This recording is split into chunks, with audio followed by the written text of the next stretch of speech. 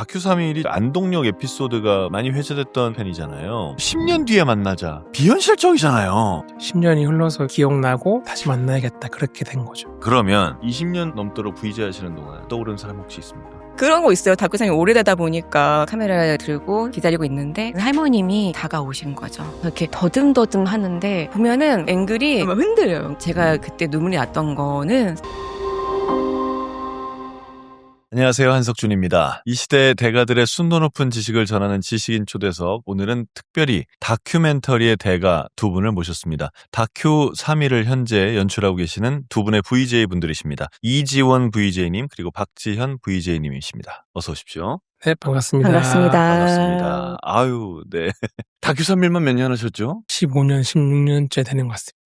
네. 처음 만들 때부터 계신 건가요? 네, 다큐 3일이라는 프로가 생기는데 와서 고정으로 한번 해보지 않겠냐 해서 했는데 가니까 박지현 씨도 있었고 그래서 했습니다. 박지현님은 어떻게 시작하게 되셨습니까? 저는 사실은 방송 일을 하는 사람이 아니었는데 아, 그래요? 네네. 근데 다큐3이라는 프로가 있고 사회가 산부인과였어요. 근데 그 당시에는 촬영을 하고 인터뷰할 수 있는 여자 VJ가 없었던 거예요. 그래서 제가 그때 다큐3일 하는 선배 중에 한 분이 너는 영화도 전공했고 하니까 한 번만 와서 해보지 않겠니? 해서 했는데 이렇게 푹 빠진 거예요. 그 한 번이 너무 재밌었군요. 아, 인생을 바꿨죠. 와, 우리가 이제 이렇게 일하시는 분들을 VJ라고 하지 않습니까? VJ가 어떤 일부터 어떤 일까지 해야 되나요? 기획 단계에는 참여하지 않고요. 현장에서 촬영을 하고 그리고 인터뷰를 진행하는 일을 하고 있어요. 다큐 3일이라는 프로그램에 대해서도 좀 소개를 해주세요. 다큐3일은 72시간 동안에 어떤 공간을 선정해서 연출되지 않은 그 상황을 기록하는 그런 프로그램이에요. 진짜 무슨 프로그램 설명에 나와 있는 정의처럼 연출되지 않았다, 우연적으로 만난다, 그 순간을 기록한다. 그러면 어디까지 생각하고 들어가십니까? 어디까지요? 다큐3일 생각하고 있지 않죠. 그냥 들어가는 거죠. 미리 예상을 아무것도 안 합니까, 그러면? 다큐3일은 연출된 게 아니기 때문에 예. 가가지고 부딪히는 거예요. 근데 이런 건 있죠. 3일이니까 예를 들면 서울역 3일이다. 그러면 모든 감독들이 한 줄의 문장들은 좀 가져가는 것 같아요. 여행이란 무엇인가. 이런 한 줄을 가지고 다 같이 출발을 해요. 그 연출하지 않는다라는 게 아주 장점이기도 하고 아주 단점이기도 하지 않습니까? 우리가 1시간짜리를 뭘 만든다 그러면 1시간 동안에 어떤 그 기승전결이나 에피소드나 하이라이트나 이런 게 있어야 될 거 아니에요? 이게 안 나오면 죽는 거고 나오면 감동인 거고 그렇잖아요. 안 나와서 고생하기도 합니까? 네, 물론이죠. 그래서 안전장치로 저희 VJ가 한 4명에서 5명이 가요. 한 에피소드에 네, 그래서 5명이서 얼마나 열심히 찍겠습니까? 안 나올 수가 없습니다. 누군가는 건져옵니까? 네, 그렇습니다. 혹시 몇 번 연속 좋은 영상 못 건져온 VJ는 아웃되고 뭐 이런 것도 있습니까? 심적으로는 상당히 부담이 크죠. 다음에 실질적으로 안 불릴 수도 있는 상황인 거죠. 담당 VJ들은 얼마나 기간 만에 한 편씩 찍어야 되는 건가요? 매주 섭외되면은 이제 나가는 건데 팀이 5팀인데 어떤 VJ는 매주 나가요. 어떤 VJ는 5주에 한 번 나가는 경우도 있고 어떤 VJ는 1년에 한 번씩 나갈 수도 있고요. 근데 저희 같은 경우에는 종영되기 전에 12년 동안은 거의 매주 나갔던 것 같아요. 제일 에이스 VJ들이셨나 보네요. 본인 좋은 말 하면 답을 못 하세요. 이 다큐 3일이 최근에는 그 안동역 에피소드가 유튜브 세상에서도 어마어마한 조회수를 기록하고 저도 봤는데 비현실적이잖아요. 한국 사람들은 원래 만나자는 말을 그냥 지나가는 인사말처럼 합니다. 다음 주에 볼까? 다음 주에 볼 거면 몇 시인지 얘기하지 얘기 안 하면 없는 거거든요. 근데 이것도 10년 뒤에 만나자. 그것도 원래 친한 사람도 아니고 그냥 인터뷰다 만난 사람. 그러니까 만나자고 할 때는 무슨 생각으로 말하신 거예요? 일단 그 친구들이 먼저 10년 뒤에 똑같은 코스로 여행하면 좋겠다라는 말을 했고 또 한 친구가 그러면 그때 다시 다큐 찍으러 오세요 라고 말을 했어요. 네. 그 순간 말씀하셨듯이 밥 한번 같이 먹어요 이런 식으로 그럼 그때 저도 올게요. 몇 시 몇 분에 만날까요? 그냥 그렇게 해서 갑작스럽게 즉흥적으로 나온 거죠. 거기까지는 되게 흔하게 할 수 있는 그쵸. 대화인데 그걸 그 당시 10년 전에 화면에 넣은 것도 저는 신기하다고 생각했어요. 편집에서 뺄 수도 있는 부분이잖아요. 그러니까 그러고 말았겠죠. 뭐 진짜로 만나겠어? 없어질 줄 아는 약속이었겠지만 10년이 흘러서 이제 기억나고 약속이 무거워지면서 다시 만나야겠다 그렇게 된 거죠. 자, 그래서 10년이 지나서 이번에 안동역을 혼자 갈 수도 있는데 촬영으로 가자 한 거잖아요. 원래는 친한 PD님이랑 그냥 핸드폰으로 소소하게 찍어서 정말 담백하게 유튜브나 인스타그램에 올려보자라고 했는데 갑자기 제가 올린 영상이 다음날 뭐 20만 30만 PD가 폭발하면서 프로그램 만드는 걸로 준비를 쫙 한 거죠. 갔더니 뭐 사람들 한 300분이 안동역 앞에 와 계시고 이거 기다리느라고? 만나나 안 만나나 보려고. 정말로? 네. KBS에서 생중계 중이었는데 7시 48분이거든요. 약속 시간이. 7시 40분쯤에 안동역에 폭풍물을 설치했다라는 댓글이 올라왔어요. 그래서 약속한 대학생은 오지 않고 경찰분들이 우르르 다 몰려 들어와서 대피하시라고. 이게 2025년에 대한민국 현주사 모든 걸 다 보여줄 수 있겠구나라는 생각도 하면서 프로그램적으로 보면 서스펜스가 한 부분 들어가는. 그래서 대피하셨어요? 네. 대피한 데서 만나신 거예요? 네. 예측하지 못한 상황도 많았고 예. 일단은 그래서 만났습니다. 두 분 다? 아니요, 한 분만. 한 분이? 네. 근데 그분이 또 촬영은 안 하고 싶다고 하셨다면서요? 네네. 다 모여서 회의했던 것 중에 최선의 상황은 두 분 다 나와서 즐겁게 파티하고 준비한 걸 다 방송한다. 두 번째는 아예 안 나온다. 나만 나가서 약속을 지킨다. 그것도 낭만이다. 최악의 상황으로 했던 게 나왔지만 방송 출연을 안 하겠다. 미리 예상한 시나리오에서. 네네. 그래서 제일 최악의 상황이었는데 지나고 나서 방송 나가고 보니 최선의 상황이었다.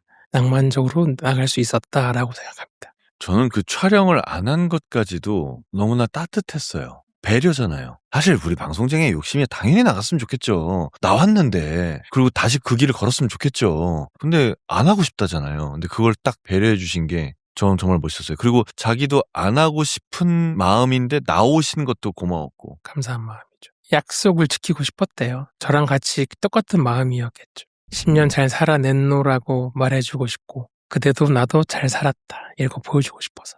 그래서 결국 프로그램이 부활까지 했군요. 그것 때문에 부활한 건지 아닌지 모르겠지만 조금의 기여는 한 것 같습니다. 그럼요. 네. 부활하고 나니까 어떠세요? 롱테이크로 찍어대는 다큐멘터리에 대한 수요가 있다라고 느껴지십니까? 사실은 종영된 프로가 이렇게 전 국민의 응원을 받으면서 등장하는 게 쉽지 않잖아요. 그리고 첫 촬영했을 때가 273 버스였는데 그 버스 안에 사실은 누군가 이렇게 질문하고 이게 귀찮고 싫어할 수 있는 상황인데 그 버스 안이 다큐3일의 목소리와 사람들 이야기를 다 듣고 있는 게 느껴지는 거예요.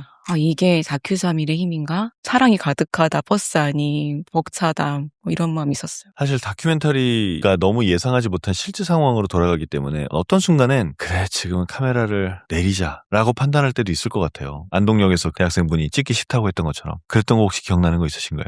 많죠. 유가족 인터뷰, 누군가의 상처를 드러내야 되는 상황 이럴 때 있죠. 근데 처음에는 약간 욕심이 앞서가지고 부탁을 하거나 무리했던 적도 있는 것 같은데 이게 연륜이 쌓이다 보니까 그렇게 무리해서 인터뷰를 끌어내지 않더라도 그 여운만으로도 충분히 연출할 수 있다라는 확신을 얻었어요. 그래서 누군가한테 상처가 될 일은 하지 말아야 되겠다. 내려놓자. 이런 마음 갖게 됐죠. 그 순간에 카메라를 들고 있는 게 내가 이 사람에게 상처를 주겠구나라는 생각이 듭니까? 그분은 털어놓고 싶을 수 있는데 이게 기록에 남잖아요. 이게 이 사람한테 좋은 일일까? 라는 판단까지 해야 될 순간이 있는 것 같아요. 그는 마음 열어가지고 얘기할 수는 있지만 평생 남을 수 있는데 다른 사람들 입에 회자가 될 수 있는데 그런 판단까지 하다 보면은 약간 내려놔야 되는 때도 있는 것 같아요. 내려놓는 판단은 현장에 출동한 VJ의 판단이겠지만 그것도 뭐라 그러는 PD들도 있을 것 같았어요. 더 찍지 그랬니? 막 이러면서. 있죠.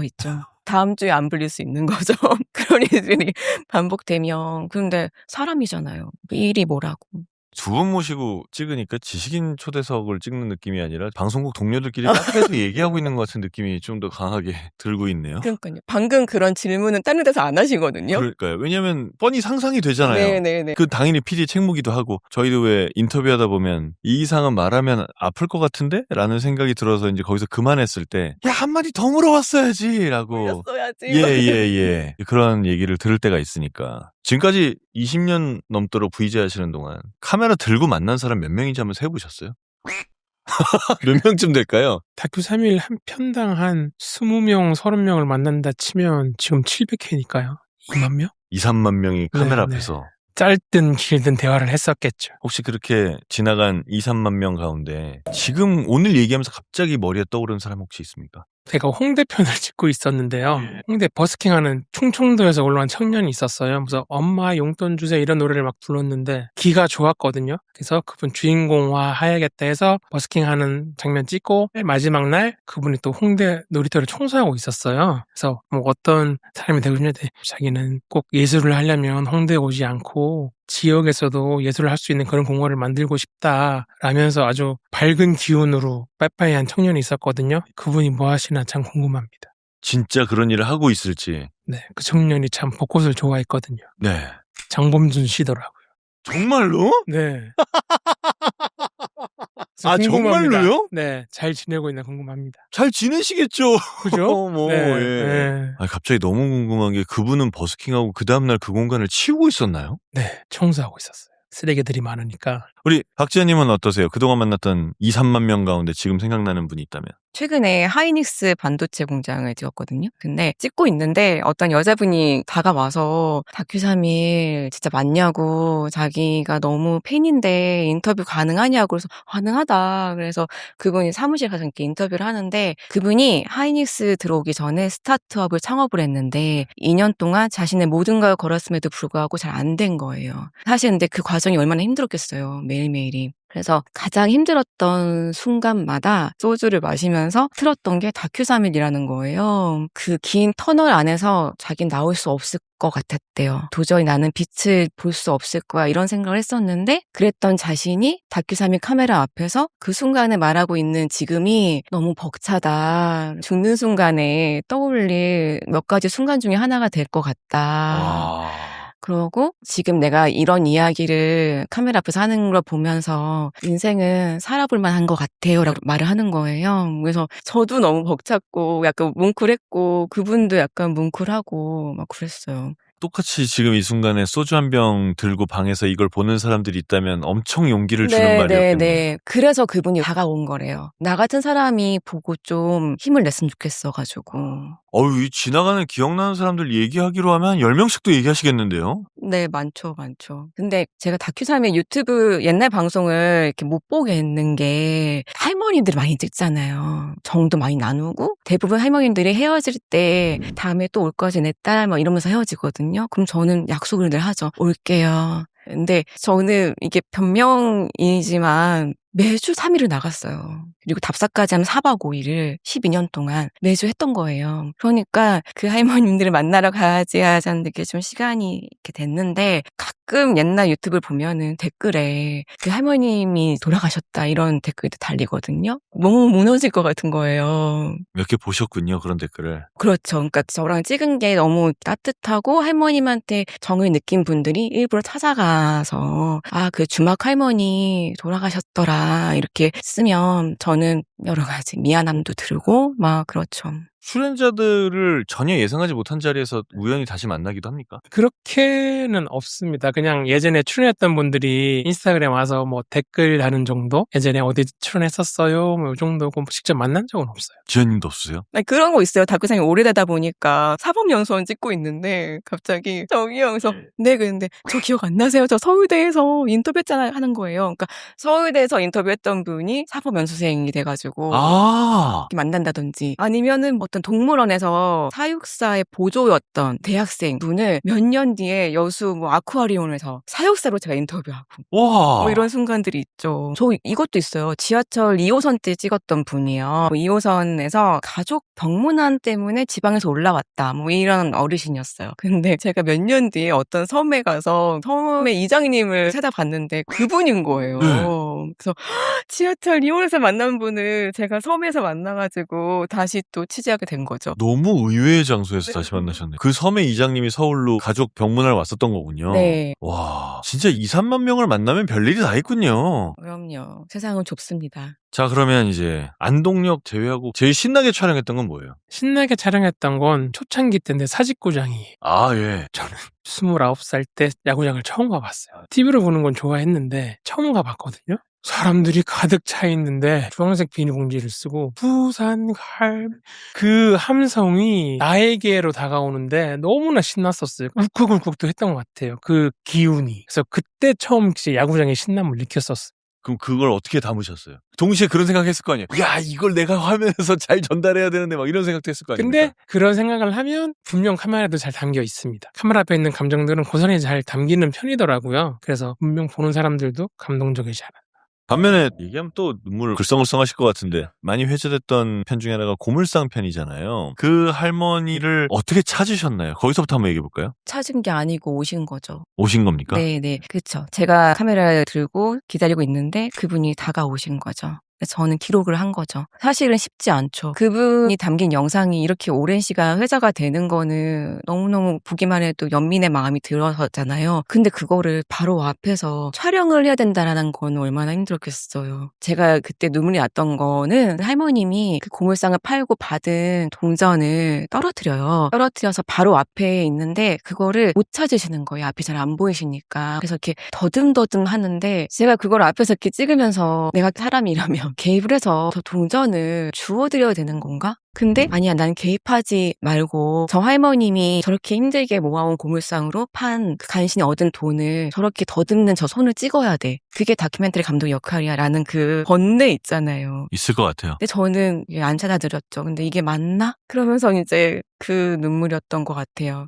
그 저널리즘에 항상 논쟁이 되는 부분 중에 하나잖아요. 굶어 죽어가는 애기 옆에 독수리가 있으면 애기를 구해야 되냐 안 구해야 되냐. 네. 그 얘기인 거잖아요. 안 구하는 쪽을 택하신 거네요. 아니 저는 개입을 하실 것 같았어요. 근데 그때는 제가 초년생 때였거든요. 처음 했을 때 다큐 3일을. 그러니까 그런 판단을 못했던 거예요. 그러니까 혼자만 갈등을 하시고. 너무 괴로웠어요, 사실은. 보면은 그 앵글이 미세하게 막 줌이 들어갔다가 막 흔들려요. 그러니까 이게 몇 초 안 되는데 번뇌였던 거예요. 주워드릴까? 저희 뭐 중요하다. 아니야.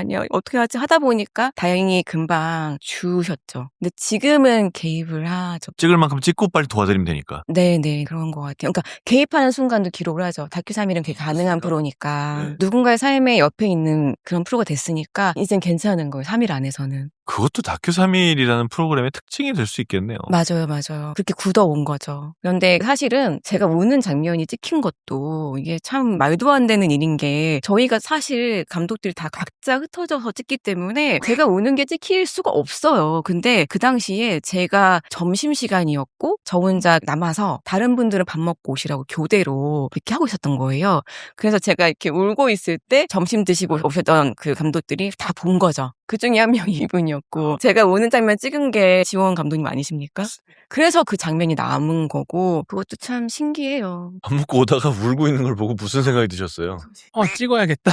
사연은 모르지만 저건 일단 네. 찍어야겠다. 그리고 감독이 이렇게 우는 게 방송에 나가는 게 신기한 그림이잖아요. 아주 드문 일이죠. 본 적도 없고 그냥 찍어는 놔야겠다. 쓰든지 말든지 일단 찍어놔야겠다. 그게 방송 나가서 어떻게 보면은 좀 더 사람들이 마음을 크게 움직였던. 그 영상을 보는 사람들의 마음이 다 그랬기 때문에 더 감동적이지 않았을까요? 촬영이 끝날 때도 할머니가 요구르트 하나를 사흘째 만나면서 선물 하나 안 줬잖아 그러면서 손에 쥐어주십니다. 이렇게 주시는 분들이 있나요? 그러면요. 많은가요? 네, 뭐 시골 촬영 가면은 한 푸대로 상추를 받아온다고.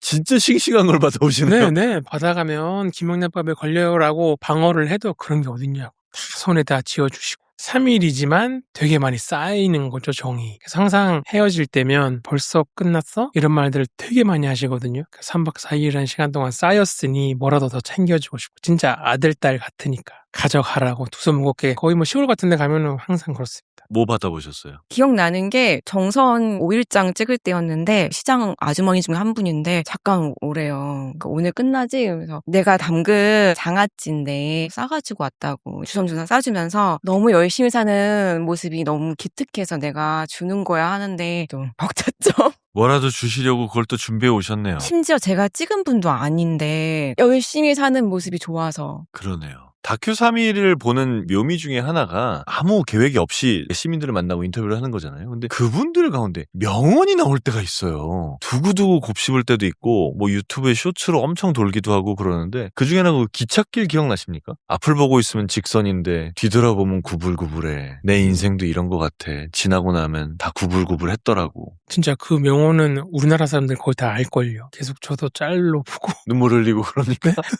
저희가 500회 때나 10주년 때나 전에 찍었던 기억 남는 분들 찾아가서 다시 찍었던 그런 편들이 많거든요. 근데 그분은 아무리 수소문을 해봐도 캐줄 수 없어서 아직까지도 못 만나요. 혹시 이 방송 보고 계신다면 좀 연락을 주셨으면 좋겠네요. 저희가 다시 한번 연결을 해드리겠습니다. 그렇게 기억 남는 명언 있으세요 또? 출연자들이 남긴 말 중에 잊히지 않는 말 한마디씩만 두 분이 각각 꼽아주신다면. 어떤 제주도의 할아버지가 저한테 그랬어요. 인생이 쓰다고 뱉지 말고 달다고 삼키지 말라고. 그냥 묵묵히 가보라고. 그리고 기쁜 일 있다고 너무 자만하지도 말고 또 힘든 일 있다고 너무 낙담하지도 말라고. 그냥 걸어가라고. 저는 이 말이 되게 와닿았어요. 아, 그분의 이야기도 진짜 엄청난 명언이네요. 그리고 그분의 말이 힘이 있었던 거는 그분이 살아온 삶을 제가 들었잖아요. 80평생 어떻게 살아왔는지 들었는데 그 입에서 그 말을 들으니까 너무 와닿는 거예요. 저는 헤어질 때마다 잘 살아, 가서 잘 살아 이렇게 하는 말들이 되게 가슴에 남아요. 지난주에 듣고 이번 주에 또 듣고 그러면 이번 일주일은 또 잘 살았나 생각도 하게 되고 그러겠습니다. 잘 살고 계시는 거죠? 네, 여기 앉아있는 거 보면 잘 살고 있는 것 같습니다. 혹시 박지현 개인의 삶의 사고방식을 바꿔버린 그런 명언들도 있습니까? 유퀴즈 했을 때 만난 분인데요. 10대 대장장이에요. 그 친구는 중학교를 가지 않고 대장간 일을 배우기 시작했어요. 근데 그게 사실 쉬운 선택이 아니잖아요. 근데 너무 그 일에 열정 갖고 있는 거예요. 그래서 제가 이런 질문을 했어요. 다른 사람들, 다른 친구들 또래와 다른 길을 선택해서 가고 있는데 가끔 두렵거나 이러진 않아요? 라고 했더니 그 친구가 하는 말이 저는 이게 꿈은 아니에요. 지금 이게 좋아서 하는 거예요. 그런데 몇 년 하다가 만약에 이게 싫어지면 안 하면 되죠? 그때 제가 좋아하는 일 하면 되죠 라고 하는데 제가 할 말이 없는 거예요. 너무너무 가볍게 경쾌한데 네. 그러면서 딱 그러더라고요. 저는 지금 행복의 역치를 낮추고 있어요. 이대로면 좋아라는 마음으로 살아가고 있어요 하는 거예요. 저보다 한참 어린 사람인데 저는 아직도 닿지 않은 그곳에 있는 것 같은 거예요. 그 내공이. 신선이 다시 태어난 것 같은 말씀이시네요. 네. 그냥 그 순간순간 타인의 시선을 의식하지 않고 내가 좋아하는 게 뭔지를 계속 생각하고 그게 제일 우선이 되고 그거면 되는 삶. 그걸 배웠어요. 요즘같이 사실 유튜브를 보면 도파민이 터지는 영상들이 인기를 얻는 어떤 자극적인 그런 시대잖아요. 이런 시대에 사람들이 다큐 3일에 대해서 왜 아직도 따뜻한 마음을 가지고 있고 왜 다시 부활했으면 하고 요청들을 했을까요? 그 부분에 대해서 가만히 생각을 많이 해봤는데요. 화려한 것을 너무 많이 봐요. 핸드폰으로 진짜 도파민 터진 영상들만 계속 뜨잖아요, 알고리즘에. 그래서 사람들이 불멍을 하게 되는 거고 조용한 것을 좋아하게 되는 거고 근데 또 다큐 3일은 조용한 우리 일상을 바라보는 거잖아요. 그리고 나는 주인공이 아니라고 하며 세상을 살아가는데 거기 나오시는 분들은 우리 옆집 아저씨가 주인공이고 나와 같은 일을 하는 조선소에서 배 만드는 사람이 주인공이고 장사하시는 분들이 주인공.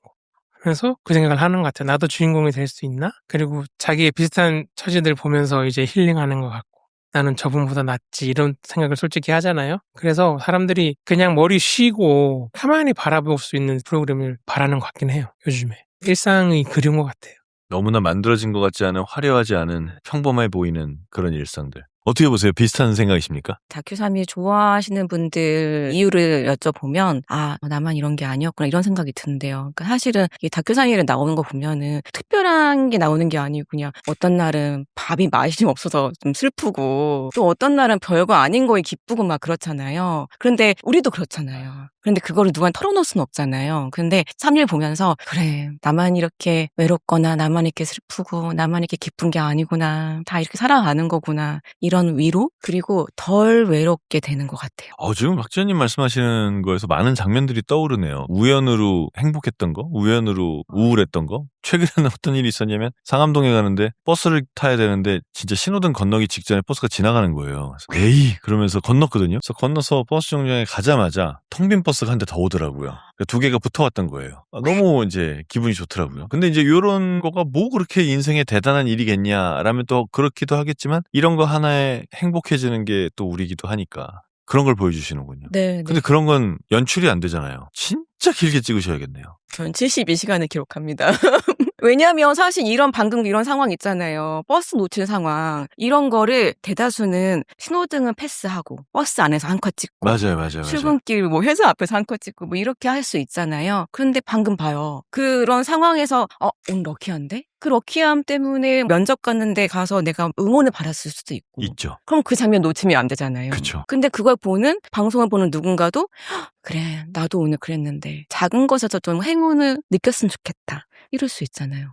제가 방송을 많이 하다가 이 유튜브 세상으로 왔을 때 제일 어색했던 것 중에 하나가 바로 그런 부분이었어요. 우리는 최고의 장면을 뽑아내기 위해서 그 많은 촬영 화면들이 낭비가 돼도 괜찮다라고 생각을 하잖아요. 근데 유튜브 세상에 왔더니 그렇게 찍는 사람이 아무도 없는 거예요. 필요한 화면만 딱 쓴다라는 주의를 많이 가지고 있더라고요. 그래서 이게 사실 다큐 하는 사람들의 마음일 것 같아요. 어쨌거나 하나 건졌으면 된다. 네. 그것이 의미가 있다. 네. 옛날 사람들 모여있는 이게 거. 약간 옛날 사람들 마인드긴 해요, 이게. 그죠? 박지현 감독님은 진짜 관찰을 엄청 열심히 하거든요. 눈으로만 관찰하는 게 아니라 카메라 켜놓고 관찰을 하시는 거죠. 그래서 저는 카메라가 무거워서 그냥 눈으로 관찰 많이 하거든요.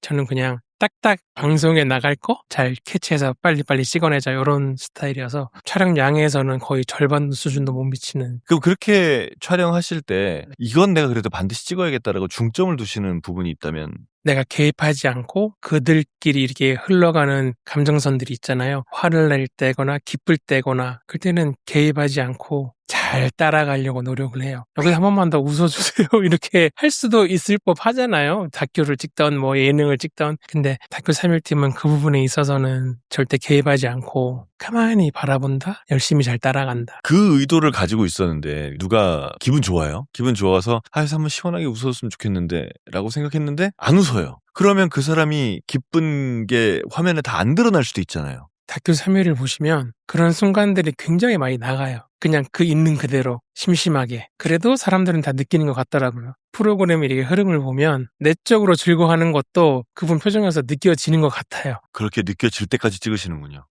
그리고 다큐 3일팀은 아카이브 역할을 하는 것 같아요. 군데군데 모든 걸 다 기록해 놓으면 훗날에도 열어보면 아, 이 시대 사람들은 이렇게 살았구나 라는 거를 진짜 방대하게 저장해 놓은 거거든요. 거기에 대해서 되게 뿌듯함을 많이 느끼죠. 다큐 3일 같은 경우에는 이제 촬영 섭외부터 뭐 실제 촬영 돌아가는 것까지 전부 그냥 현장에서 다 즉석으로 이루어지는 거잖아요. 그러면 어떤 분을 만나서 어떤 질문을 해서 어떤 답을 끌어내고 하는 과정들이 저는 그게 굉장히 궁금하더라고요. 왜냐면 저도 늘 질문을 하는 사람으로서 어떤 비법이 있으십니까? 이런 질문 되게 많이 받거든요. 제가 생각해봤는데 사람들은요 생각보다 자신의 마음에 대해서 질문 받기를 기다리고 있어요. 야, 오늘의 명언 같습니다. 네, 의식적이든 무의식적이든 누군가한테 털어놓게 되는 순간을 기다리고 있어요. 그래서 비법이라기보다는 질문하는 거를 두려워하지 말았으면 좋겠어요. 질문하는 걸 두려워하지 말라. 근데 하나 전제가 되는 거는 진심으로 궁금해해야 된다. 진심으로 궁금해야 된다. 그 방법을 저한테 써보신다면요. 만약에 촬영 중에서 저를 만났어요. 저한테 무슨 말을 들어야 돼요. 그러면 가장 기본적인 질문은 희노애락이에요. 인생에서 통틀어서 가장 행복했던 순간은 언제예요? 가장 행복했던 순간? 지금 떠오르는 거는 애 태어난 날이에요. 그때 어땠는데요? 의사가 가위를 저한테 줬거든요. 탯줄을 자르라고 하는데 너무 무서운 거예요. 내가 지금 이걸 자르다가 잘못해서 어떤 세균이 애한테 들어가면 어떡하지? 그래서 전문가가 잘라주세요. 전문가가 잘라주세요. 근데 왜 그게 가장 행복한 순간으로? 제가 그때 44살이었거든요. 저는 제 인생에 애가 없을 줄 알았거든요. 그런데 왔고 잘 버텨서 나왔어요. 이렇게 가죠. 와, 대단하시네요. 아니요. 진짜 말을 하게 되네요. 근데 지금 뭐 얘기를 하고 나니까 어떤 질문의 스킬보다는 제가 뭐라고 답을 해도 네 말을 끝까지 내가 다 들어주마라는 그 눈빛이 더 핵심이지 않나 싶은데요. 많이 들어야죠. 진심을 다해서 들어야 되죠. 그래야 다음 질문도 끌어낼 수 있으니까 순간도 놓치지 않고 경청해야 되는 게 맞아요. 다음 질문 뭐하지? 라고 생각하지 않으시는군요, 오히려. 물론 한쪽으로는 그런 것도 있어야 하긴 하죠. 그 말꼬리 잡고 이제 또 다시 물어봐야 되니까. 그리고 공감해 주는 거 그게 가장 중요한 것 같습니다.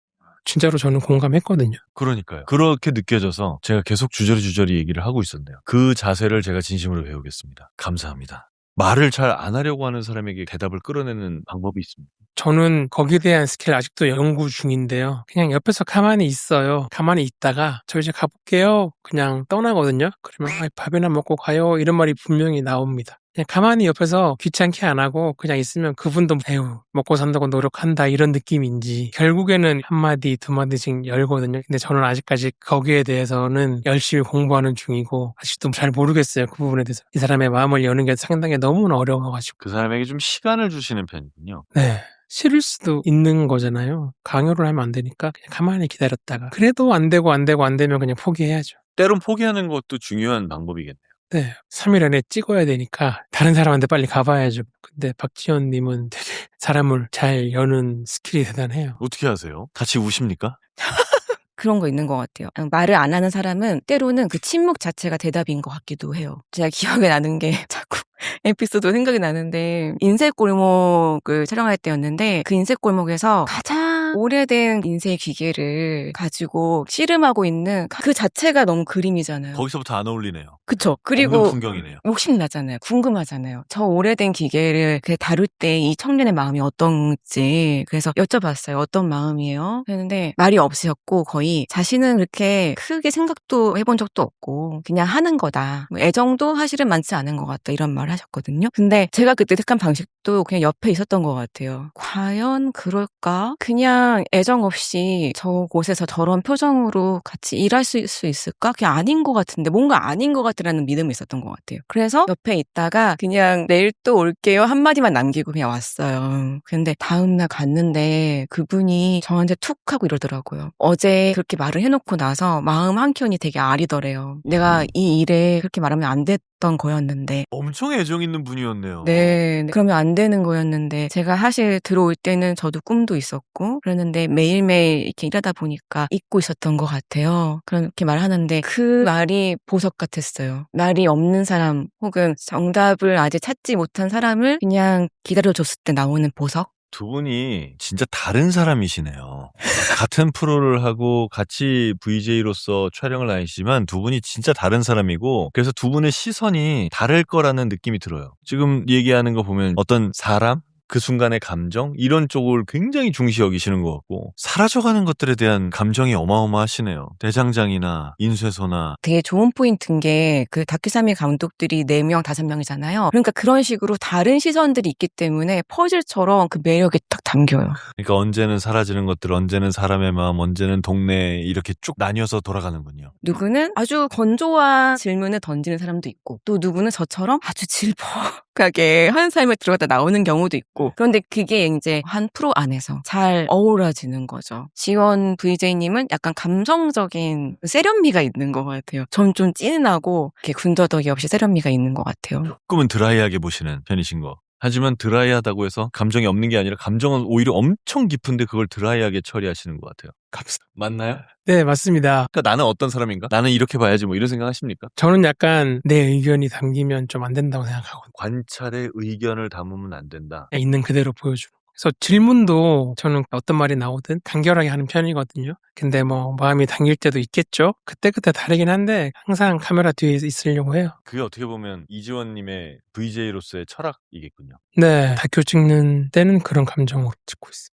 그동안 촬영을 통해서 수많은 시장, 골목, 동네, 일터 정말 많은 곳을 다니셨는데 그곳에서 만난 모든 걸 통틀어서 인생을 대하는 가장 멋진 태도가 뭐였나요? 저는 많이 배운 게요. 있는 그대로를 긍정하는 거예요. 사실 삶이라는 게 때로 너무 불공평하고 또 불운이라는 게 말도 안 되게 닥치고 뭐 이렇잖아요. 근데 나한테 어떤 일이 벌어지든 내 상황이 어떻든 그냥 그 자체를 있는 그대로 긍정하는 거예요. 그거를 많이 좀 배운 것 같아요. 다큐멘터리 하기 전에는 저는 긍정적인 낙관을 좀 꿈꿨던 것 같아요. 내가 이렇게 버티면 무엇이 찾아올 거야. 이렇게 잘하면 나한테 뭔가 선물 같은 게 올 거야라는 그런 마음의 낙관이 있었는데 이분들을 만나면서 그게 아니고 그냥 나에게 주어진 지금 이 삶 혹은 지금 나한테 어떤 불운이 왔더라도 그냥 그대로 긍정하면서 나아가는 태도 그걸 좀 배운 것 같아요. 좋네요. 저는 수많은 사람 만나보면 그냥 멍하니 계신 분도 있고 밝은 분도 계시고 천차만별인 거잖아요. 근데 분명한 거는 진짜 밝게 지내고 긍정적인 분들이 잘 살아가요. 잘 이겨내고 그런 거 보면은 밝게 살아갔다는 거를 진짜 많이 느끼고 제가 촬영하면서 항상 느끼는 건데 돌아보면 모든 그땐 절정이란 말이 있거든요. 지금도 우리는 절정을 살고 있는 거지 않습니까?